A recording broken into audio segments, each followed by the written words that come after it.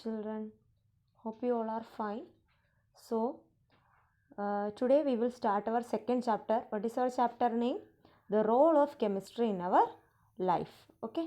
So, before going to our chapter, let me tell you, I thought that all of you have completed writing your first chapter question answers in your notebook. Okay. I have added in NLP as well as I have explained the chapter question answers. So go through the question answers, complete it in your notebook. Okay, short answer question and a long answer, both you have to write it in your notebook. Okay, and fill in the blanks, true or false, and choose the correct answer. You just mark it in your textbook only, don't want to write in notebook. Okay, so let us start our chapter, the role of chemistry in our life. That means what all are the part of chemistry, or what all are the role of chemistry in our day-to-day life or in our daily life. For example, digestion of our food. Okay, it is a chemical reaction taking place in our body. So that is chemistry. That is a chemistry. And if you have to farming, when we are doing farming, we will put some chemicals, pesticide, fertilizers, etc. for the growth of the crop, right? So that all are the role of chemistry. Okay, so many things are there that without our knowledge where chemistry is coming. Okay, so that all we will study in this chapter. Okay, and before going to our chapter, let me explain you, or let me introduce you some new items or new things that we will tell in study in our field of chemistry. Okay, so let me show that it is in our first chapter. Okay, some common laboratory apparatus. Okay, apparatus means materials. Okay, so see some items that we will study or in our coming chapters. We will use these all words in our some activities and all. Okay, so first diagram you see, flat bottomed flask. See why it is known as flat bottomed means its bottom portion. See this bottom portion, that is flat. Bottom is flat, that is why it is known as flat bottomed flask. Okay, it is used for mixing, filling some acid or base or some chemicals we are mixing in it for some chemical reaction. Okay, so all these are used for filling some chemicals only. The next one is conical flask. Okay, see it is in the shape of a cone. It is in the shape of a cone, like this way it is having one conical shape. Okay, so that is why it is known as conical flask. The next one is beaker. Beaker word we have heard in smaller classes also, right? Beaker is also used for taking liquid, acid or base. These all have some measurements, some numbers are written in it, 5 milliliter, 10 milliliter, 50 milliliter, like that. Okay, measurement are there.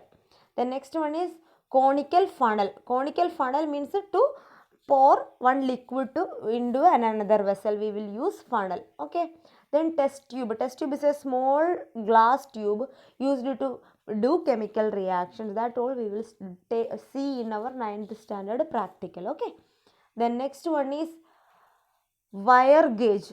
It is gauge, we will read it as gauge only. Okay, wire gauge. Wire gauge, it is used for heating a substance. We will, in our stove we have burner, no, like that. For heating a substance we will keep wire gauge. On the wire gauge one white color circle you see here, one white color circle is there, no, over that we will keep a vessel and we will heat it. Okay, then where we will keep for heating? For that, here one stand is there, that stand is tripod stand. On this stand we will keep our wire gauge, and here one white circle is there. On this circle we will keep our vessel. Okay, and we will heat. For heating, for giving fire, we are using a burner. That burner is known as Bunsen burner. Okay, this is a burner. We will keep the burner at the center of the tripod stand, so that we can heat the substance. Okay, Bunsen burner, tripod stand, wire gauge. Okay, the next one is watch glass. See the watch glass.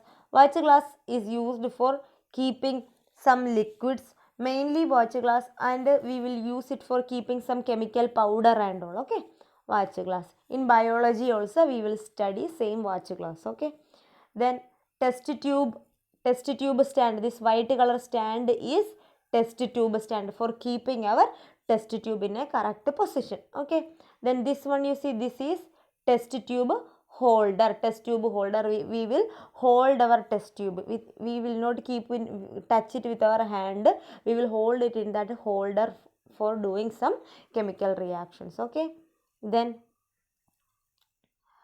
porcelain crucible. Porcelain crucible means for keeping our chemicals without coming in contact with atmosphere. We will close it. We will close and keep it. Some chemicals are there, when we open and keep means they will change to liquid state. So without melting, we have to close and keep. For that, for closing and keeping, we will use a porcelain crucible. Okay. The next one is basin. Basin is used for keeping same type of things, or same way for heating. I told you in the wire gauge we will keep a vessel. Same basin we will keep for heating. Okay. Then next, this one is this big one. Sorry, let me take. This big one is our test tube, stand. Okay, stand with a clamp. That one is used for holding big test tubes are there. Very big test tubes are there. This one will be hold on it. That we will study in 12th standard only. That all we don't want to study in 6th, 7th and 8th. Okay. In higher class only we will study. So in our smaller classes we have to study only beaker, conical flask, then what one, test tube stand, burner, test tube, etc. Okay, that we will study in our coming classes in detail. So now I have just taken this page to introduce these all materials. Okay, these all are the common laboratory apparatus. Apparatus means materials. Clear? Then, so let us start our chapter, the role of chemistry in our life. So what is given here? Chemistry is intimately involved with the life process of every living being. Okay. So in our human being, or in the animals or plants or whatever it is, in even small microorganisms, there is chemistry going on in their life. But without our, now also in our body blood purification is going on, right? That is a chemistry. Okay, hemoglobin takes oxygen, and oxygen is given to supplied to all part of the body, and carbon dioxide is taken, and the blood changes to what, impure blood. So again that blood have to change to pure blood, right? So this is a chemistry taking part in our body, but without our knowledge we are not controlling it, right? So in all living beings, chemistry is taking place, going throughout our life. Okay, the growth and aging of animals and plants are due to the chemical changes occurring in them all the time. Okay, so in our body, when you are born, you were a small baby, and slowly you became a toddler, and you started to stand with your own leg, you started to walk, you started to talk. Okay, your body growth, everything. Okay, all these things are because of the chemicals present in our body. Like some hormones are there in our body. Because of these hormones, they will produce some type of chemicals, or some hormones are produced. Because of these hormones, our body is undergoing some changes. These all are chemical changes. So all this chemistry is taking part in our body throughout our life. So apart from this, chemistry helps us in many other ways. Let us see how. So apart from our body growth and all, so many other factors are there. Okay, where chemistry is taking. So that we will study in this chapter. Okay, so chemistry and food. So in the food and clothing. So in food, how the chemistry's role is going on, that we will study now. So for example, I am telling, if you have to get some food, for example, wheat, atta you need. What you need first? You need a good farm for or a field for crop. you have to do agriculture there, wheat farming you have to do, right?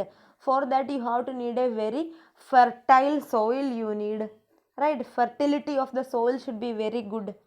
Of if the fertility is not good means we will add fertilizers, chemical fertilizers we will put, so that the soil will become more fertile. So there we are doing some chemistry, right? So these all are the things that we will study now. Okay, so for food, we have to depend on agriculture to a large extent, and chemistry help us produce more crops. So first one is fertilizers. What are fertilizers? Okay, plants require adequate amount of few elements like nitrogen, phosphorus, potassium, and zinc for their proper growth. Okay, for our human beings, we need vitamins, minerals, proteins, carbohydrates, etc. Right? Same way, plants require what? Nitrogen, phosphorus, potassium, zinc, etc. for their growth. These elements are naturally present in the soil. Okay, where these elements are present? They are present in the soil. But they get depleted after crops are grown for some years on the same area. So if in a land continuously we are growing crops, after one after one harvesting, again we are doing the same without any break, we are doing farming continuously without any break, slowly that soil fertility will decrease. Okay, so what happened? So if we have to produce more crops, what we need? We need more fertility in the soil.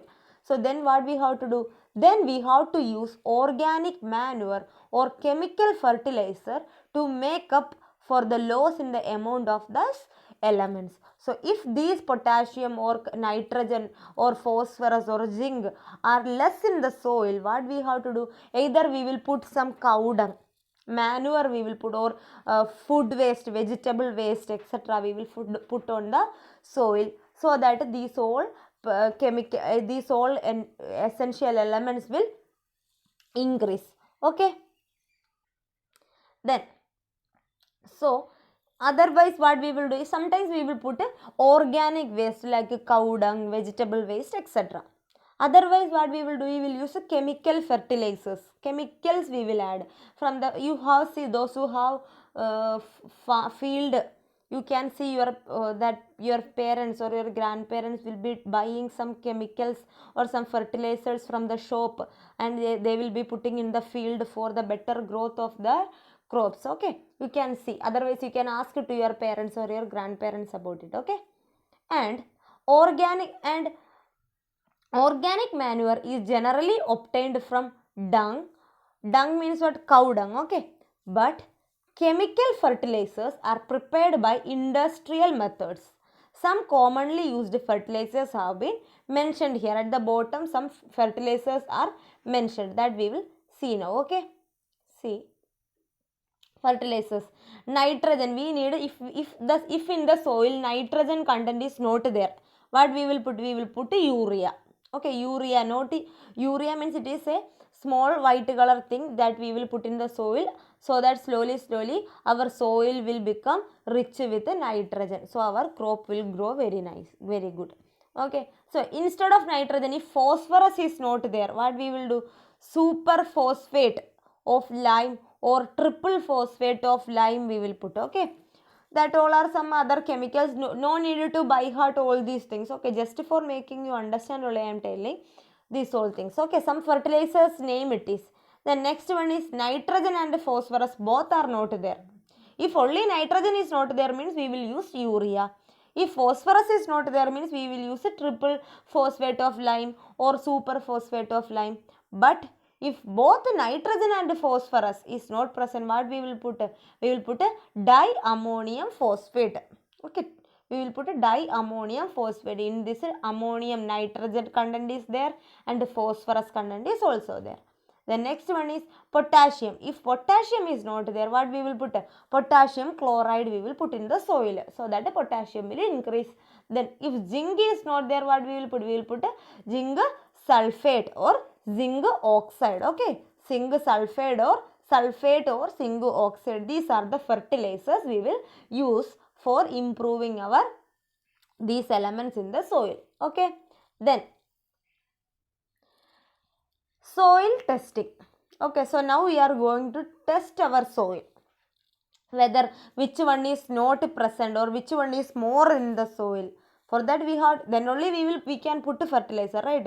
First we have to check whether potassium is not there, or urea is not there, or ammonia, nitrogen is not there. That we have to test that, right? So how we will test our soil, that we are going to do. Okay, so how do we know which element a particular soil is deficient in? It deficient means not present. Okay, which element is not present in soil, that how we will test. By analyzing the soil in a chemical laboratory called soil testing laboratory. How we will test our soil?